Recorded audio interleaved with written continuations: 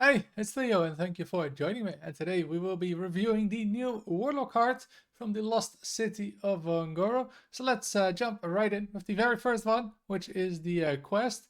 For 1 mana, of course, escape the Underfell.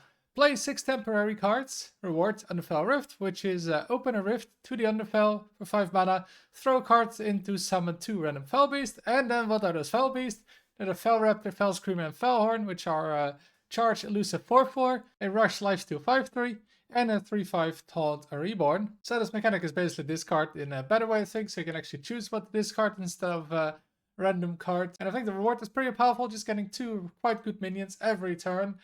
For free, right? No mana cost, or you have to discard a card, is really strong. Problem is you need 6 temporary cards, and yeah, there aren't too many temporary cards even. We'll get a few more, but there aren't too many, so you might not always pull it off quickly. But I think, yeah, these rewards are really strong, right? Like getting consistent healing, taunts, or even damage. I don't think any deck minds having that. That says, of course, yeah, you need to build your deck a bit around it, and I'm not sure how else you build around it. But I think overall, pretty good quest, and I'll be giving it 4 stars.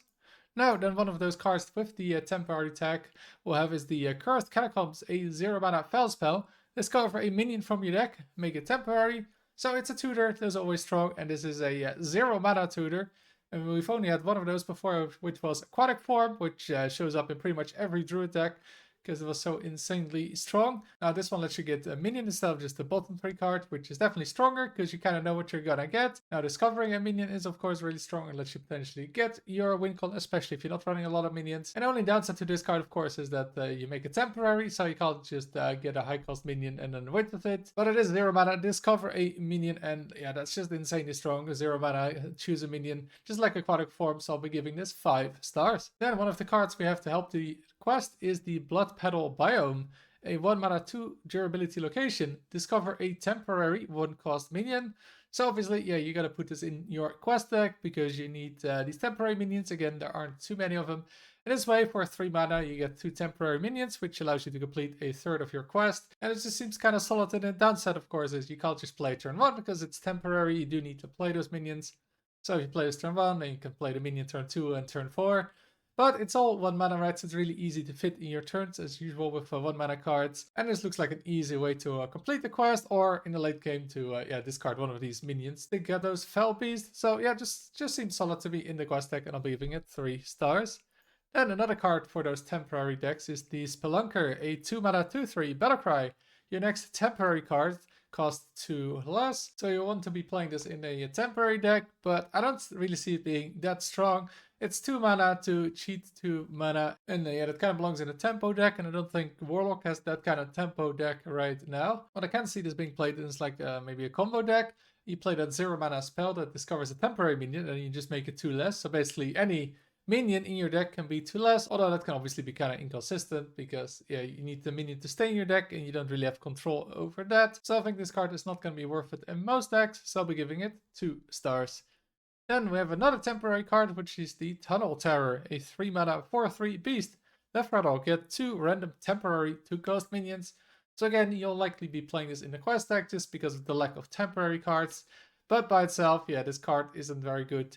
Yeah, it's a 3 mana 4/3, which needs a really good effect to work, and then you get 2 temporary 2 cost, which kind of forces you to play them the next turn instead of maybe a better play, and then yeah, 2 random 2 cost minions.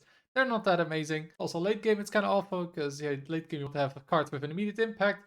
This card doesn't have it. It's not really good to pressure. But I'll be giving it 2 stars because you'll probably be playing this in a quest deck just because you need those temporary cards and there's not that many of them. And then the next card we have is the Death Rot Maw, a 6 mana 2/8 taunt. Death Rattle, summon a random Fell Beast. Again, those Fell Beasts are the ones from the quest and they're pretty solid. But yeah, I think this card, it's pretty weak. A 6 mana card with Taunt that summons another minion. It's a bit like the dragon from Priest, right? That has miniaturize. But that one, yeah, only got played because it helped your quest with the dragons. It got you the miniaturize card as well. So that's like another minion that you could play for cheap. And this one is just a taunt into a random Fell Beast. And this card just seems worse than that card that yeah, didn't really see play outside of the tribal tag, which this doesn't have. So I'll be giving it 1 star.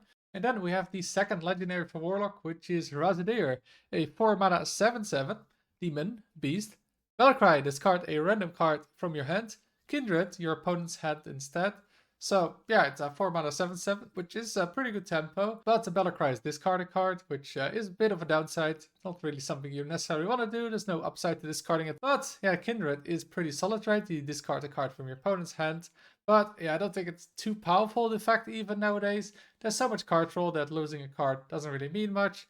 I think we've seen it with like Ghost in the Terran decks. The requirement is actually pretty steep for Warlock, because right now you're not really playing Demons or Beast very much in Warlock. So having to play a Beast or Demon the previous turn can actually be kind of difficult. Now there is that new 3-drop, which is a Beast, but that gets you those 2 temporary 2-drops, which you kind of want to play on turn 4 if you play that card instead of this one. Maybe if there's going to be a Warlock deck that consistently can run a bunch of Demons and Beasts, this will be better, but right now, yeah, I'll be giving it 3 stars. Like, really good card.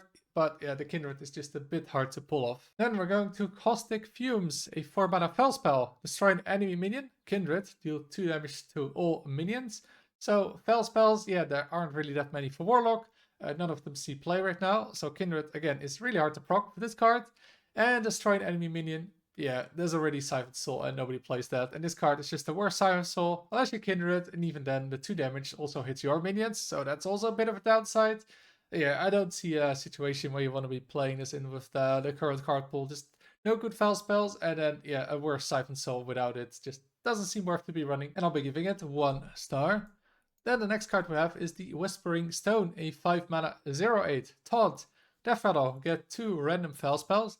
They cost health instead of mana. So a 5 mana 0/8 seems pretty horrible, and the upside getting 2 Fel spells that cost health instead of mana. Yeah, you can get some tempo back, but yeah, just they're random, although a lot of them give lifesteal, so it can be kind of nice.